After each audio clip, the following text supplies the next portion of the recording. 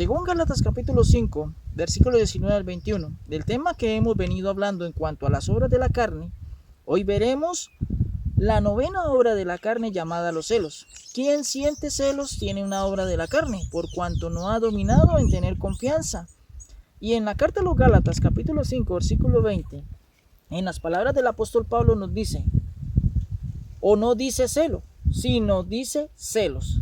Lo dice en plural, porque abarcan celos de toda clase y en todas las áreas. Sí o sí, Pablo dice en que los celos son obra de la carne. Quien tiene celos es carnal, y la Biblia dice de que no heredará el reino de Dios. Hay un problema porque quien pone este principio es Dios. Deuteronomio capítulo 4, versículo 24, porque Jehová tu Dios es fuego consumidor y Dios celoso.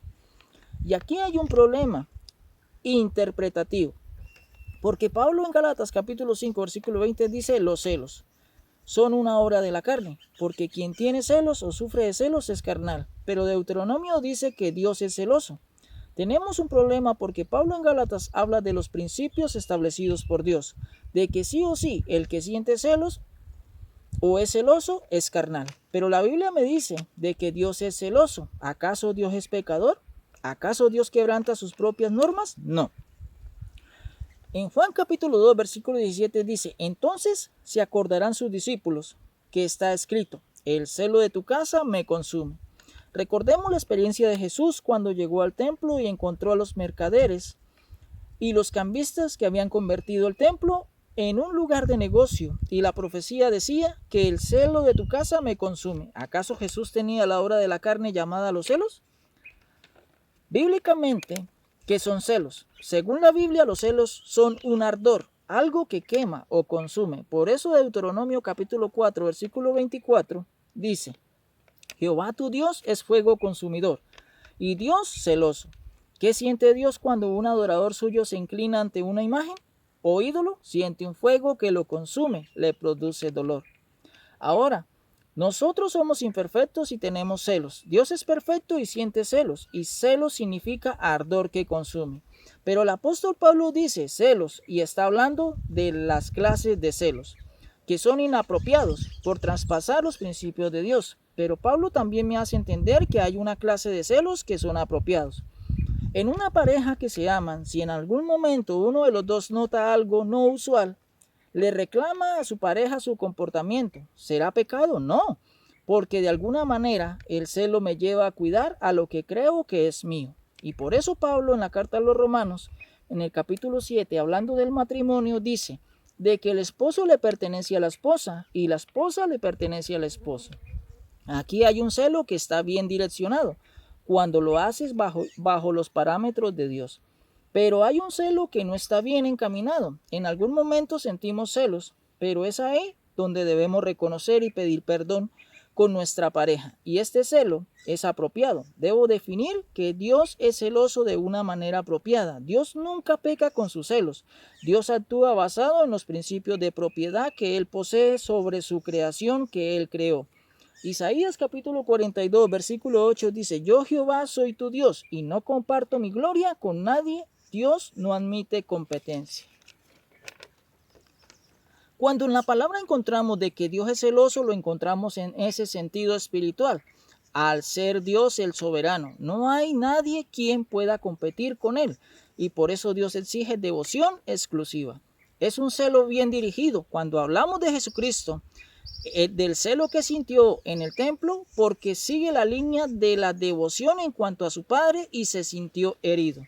Nosotros nos sentimos heridos y nos da celos cuando oímos que le atribuyen cosas a Dios que no provienen de Él y manchan su nombre y nos obligan a decir, un momento, eso que afirman no es así, pero debo hacerlo con respeto y amabilidad. Cuando nos salimos del respeto y la amabilidad por acciones inapropiadas, este celo se convierte en un celo o celos carnales inapropiados, porque se vuelve una consecuencia de la carne que yo no puedo dominar. En nosotros los celos no todos son carnales, sino solo serán en la forma que actuemos. Otra cosa es en que seamos posesivos, como el no soportar oír la conversación cuando le habla otra persona a mi compañera o en viceversa cuando le hablan al compañero. Y si dado el caso es así, lo que debo hacer es decirle, no me gusta como le habla X o Y persona. Y en esto se basa el equilibrio. Yo no soy dueño de nadie. En el matrimonio y las relaciones son un acuerdo en algo que se llama personalidad, donde encierran gastos, gustos, inclinaciones, decisiones. Creer que la otra persona piensa igual que yo, eso nunca va a suceder. Si yo amo a alguien, procuro no molestarlo en las áreas que a este no le gustan. A veces se deshacen las buenas relaciones simplemente por orgullo, porque si yo puedo cambiar algo que le afecta, debo hacerlo si yo amo a esa persona. Los hogares enfrentan grandes batallas en ese sentido. Algunas veces la paz del hogar se aparta por la falta de compromiso, porque se le da el lugar que es de la familia y pasa a los amigos. Lo mismo pasa con Dios. Yo no puedo estar en la mesa de Dios y en la mesa de los demonios. Como dice el apóstol Pablo en la primera carta a los Corintios, capítulo 10, versículo 21. Si yo no le doy el lugar a Dios, voy a tener conflictos con Dios, porque es su celo. Me reclama. Le pasó a Israel. Dios los sustentaba, los protegía y los guiaba.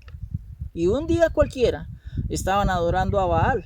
Y este celo consumía a Dios por tal rebelión, porque Dios no tiene y no acepta competencia. Hay un factor que se llama sinceridad. Y Josué les dice al pueblo de Israel en el capítulo 24, versículo 15. Si mal os parece servir a Jehová, escogeos hoy a quien sirváis. Si a los dioses a quienes sirvieron vuestros padres cuando estuvieron al otro lado del río, o a los dioses de los amorreos, en cuya tierra habitáis, pero yo y mi casa serviremos a Jehová. Entonces recordemos de que los celos son una obra de la carne cuando son celos inapropiados. Pero cuando son celos apropiados, bien direccionados, estos celos no son pecado. Que la palabra de Dios corra y sea glorificada.